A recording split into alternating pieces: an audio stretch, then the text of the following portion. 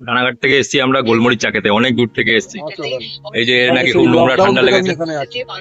নোংরা ঠান্ডা লেগেছে, তার জন্য আমরা গোলমরিচ চা খেতে এসেছি।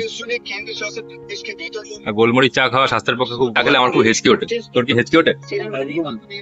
গোলমরিচ চা যাদের খাওয়া অভ্যাস নেই তাদের কিন্তু হেঁচকি উঠতে পারে, আমারও তো অভ্যাস নেই, কিন্তু আমার দারুণ লাগে। কিন্তু হঠাৎ করে যদি কেউ খায় এমনি ভালো, কিন্তু হেঁচকি উঠতেও পারে, বলা যায় না। আর ঠান্ডা লাগলে বিশেষ করে খুব গলার পক্ষে ভালো। Actually কাড়া চা যেটাকে বলি আমরা, কারা কারা কাড়া চা মানে আয়ুর্বেদিক যেটা গোলমরিচের কাড়া। করোনার সময় সবাই জানতো, যেটা প্রচলন হয়েছিল, এখন মানুষ অতটা মনে আসবে না। গোলমরিচ খাওয়া সবসময় ভালো, রান্নাতেও উপকারী ভালো। একটা রানাঘাট থেকে প্রায় আমরা 3 কিলোমিটার 4 কিলোমিটার দূরে এসেছি এই গোলমরিচ চা খাবো বলে। তো চাটা খেয়ে সত্যি সত্যি খুব ভালো লাগলো। চাটা 4-5 কিলোমিটার হবে। 4-5 কিলোমিটার হবে। এই যে দাদু গোলমরিচ চা করে, অনেকদিনকার পুরনো লোক, বয়স্ক লোক, ফাঁকা দোকান, ভালোই লাগলো। রাত্রেবেলা সন্ধ্যাবেলা এসে চা খেয়ে। তো এখন সন্ধ্যে তো আর নেই, রাতই হয়ে গেছে, হ্যাঁ, তাই না? 9টা বাজে। 9টা তো ডেফিনেটলি বাজে আর কি। তো যাই হোক, চা খেতে খেতে কথা বলছি, ভালোই লাগছে। চাটা পুরো অমৃতের সমান। বিশেষ করে ঠান্ডা লাগলে, তাই তো? ঠান্ডা লাগলে তো অবশ্যই, মানে এনি টাইমেও খুব দারুণ লাগে। গোলমরিচ চা খাওয়া শেষ হয়ে গেছে, এখন আমরা যাবো একটু আলোর খোঁজে। এই আমাদের বাহন, আজকে আমাদের অ্যাভেঞ্জার বাহন। মাথাটা পুরো ছেড়ে দিয়েছে, অসাধারণ চা। খুব ভালো গোলমরিচ চা খাওয়া মানে সবসময় ভালো। শীত, গ্রীষ্ম, বর্ষা, মাইন্ডটাও শরৎ, ফ্রেশ। হেমন্ত, শীত, বসন্ত সবসময় আপনারা গোলমরিচ চা খাবেন। তাতে স্বাস্থ্যের পক্ষে উপকার, আর যে দোকান থেকে খাবে সেই দোকানদারের উপকার।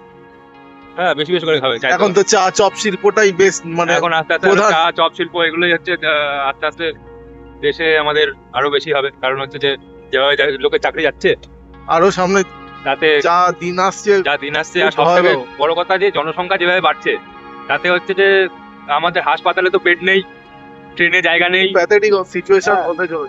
ব্যবসায় যারা ব্যবসা করছেন তাদেরও মানে খুব পরিস্থিতি খারাপ, এত কম্পিটিশন। কিন্তু একটা জিনিস এর মধ্যেও একটা জিনিস ভালো হচ্ছে, সেটা হচ্ছে প্রাইভেট স্কুলগুলো কিন্তু এর জনসংখ্যা কমানোর জন্য অনেক উপকার করছে। কারণ ওরা এত দাম বাড়িয়ে দিয়েছে, পড়াশোনার যে দাম, তাতে মানুষ চিন্তা করে আর জনসংখ্যা বাড়াবে না। ঠিক আছে, যা দেখলাম গুগল সার্চ করে স্মার্ট হয়ে যা দেখলাম, ওই তো না না না, তাতে দেখলাম যে চীনের থেকেও আমাদের ভারতবর্ষ এগিয়ে গেছে। ওদিকটা একটুখানি ইয়ে কর। হ্যাঁ, এই তো ওই নারায়ণ অ্যাপোলো দা ফ্রিজে 145 কোটির ওভার হয়ে গেছে এখন আর মোটামুটি হবে।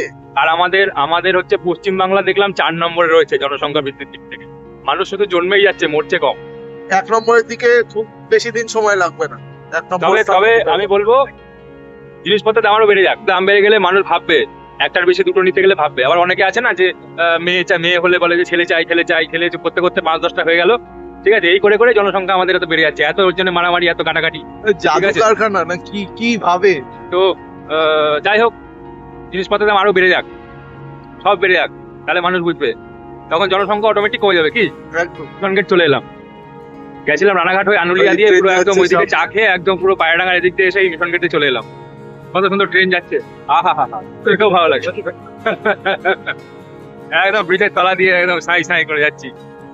যাই হোক, অনেক জ্ঞান দিয়ে ফেললাম। যাই হোক, হচ্ছে যে তাহলে কি করতে হবে, জ্ঞানের পরে চা খেতে হবে, কারণ চায়ের দোকানে সব থেকে বেশি জ্ঞান থাকে।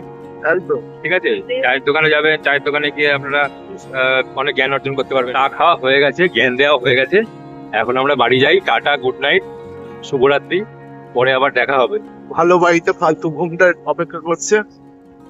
অন্য একটা ফালতু ব্লগে দেখা হবে। আপাতত টাটা, বাই বাই।